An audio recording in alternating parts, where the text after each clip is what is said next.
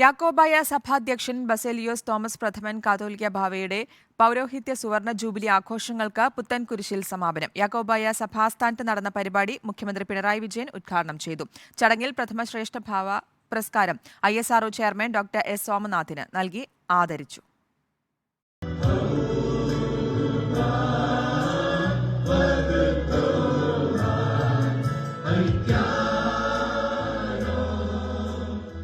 യാക്കോബായ സഭാ ആസ്ഥാനമായ പുത്തൻകുരിശ് പാത്രിയാർക്ക സെന്ററിലെ വേദിയിലായിരുന്നു സഭാധ്യക്ഷൻ ബസേലിയോസ് തോമസ് പ്രഥമൻ കാത്തോലിക്ക ബാവയുടെ പൗരോഹിത്യ സുവർണ ജൂബിലി സമാപനം. ആഗമന സുറിയാനി ഓർത്തഡോക്സ് സഭയുടെ പരമാധ്യക്ഷൻ ഇഗ്നാത്തിയോസ് അപ്രേം ദ്വിതീയൻ പാത്രിയാർക്കിസ് ബാവ അധ്യക്ഷത വഹിച്ചു.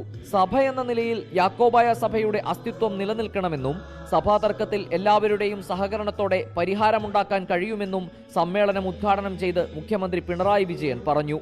ഒരു സഭ എന്ന നിലക്കുള്ള നിങ്ങളുടെ അസ്തിത്വം അതേ രീതിയിൽ തുടരണമെന്ന് തന്നെയാണ് എല്ലാവരുടെയും പിന്തുണയോടെ ഈ പ്രശ്നത്തിന് പരിഹാരം കാണാൻ കഴിയുമെന്ന് തന്നെയാണ് ഞാൻ പ്രതീക്ഷിക്കുന്നത്.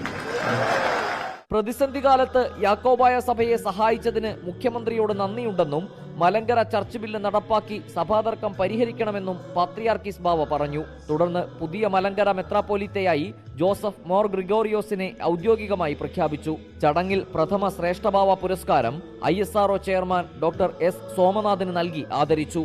Reporter Ali Akbar Shah, in reporter, Kochi.